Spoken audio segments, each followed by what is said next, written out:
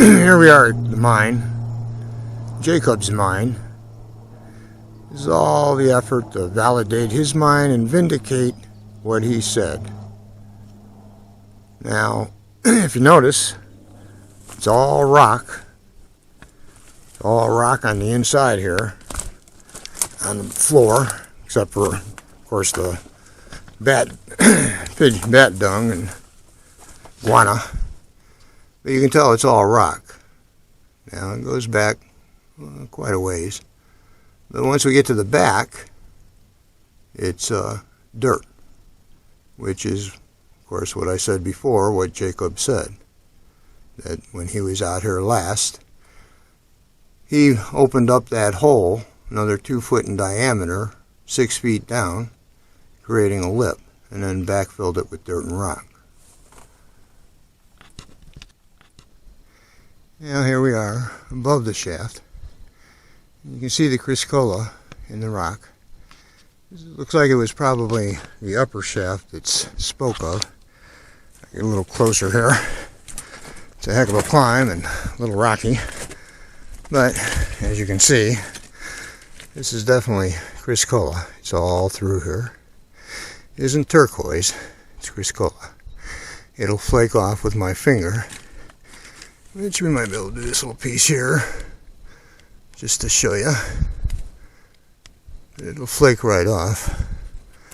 You get a nice piece of it, but you can see it's all through this rock. And this looks like probably at one time had some sort of opening. We're just above Jacob's mine shaft.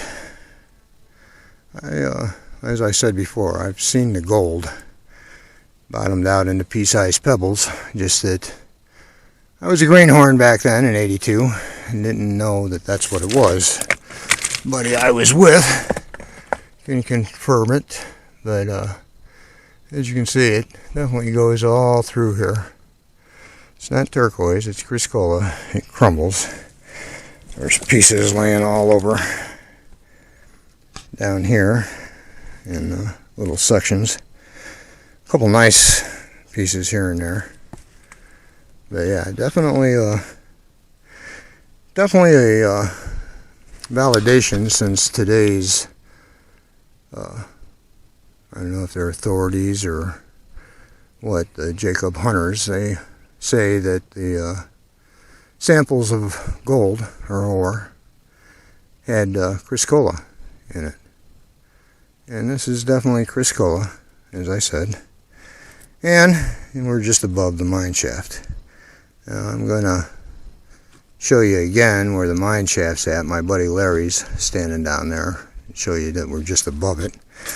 However, I have to be careful. Like I said, I don't want to pan out too far because I don't want this place destroyed or people coming here and trying to find gold. You'd have to dig a hole in the bottom of the mine, in the back of the mine shaft, which I believe could be booby-trapped, because my son and I at one time did find, we found a lid of a candlestick box, but we also found fuse. So I believe Jacob, in one of the stories of Holmes, mentioned that he booby-trapped the shaft after he backfilled it with dirt and rock. But I don't want to take that chance, and I don't want anybody else to take that chance. So, just give me a minute here and we'll film downward to show you that we're just above the shaft. And here, I'm just outside of where we were just at with the criscola, as you can see. I'm going to pan downward to the ground, and then I'm going to slowly pan to a point that you can see my buddy down there, Larry. And he's just in front of the mine shaft, as you can see him right there. Don't get too blurry here. There. And that's right above the shaft. He's standing right in front of the mine shaft. And again, if we just go right here, and there's the criscola. So, if there's any validation at all to the Dutchman's, and it's the Criscola that was found with his ore, or in his ore, which held the gold. Then here we are. Next, we'll go to the tubs, and that's on the map that Jacob drew for Julia Thomas, which I explained earlier. So we'll go there next so you can see the tubs. It's up the canyon from the shaft.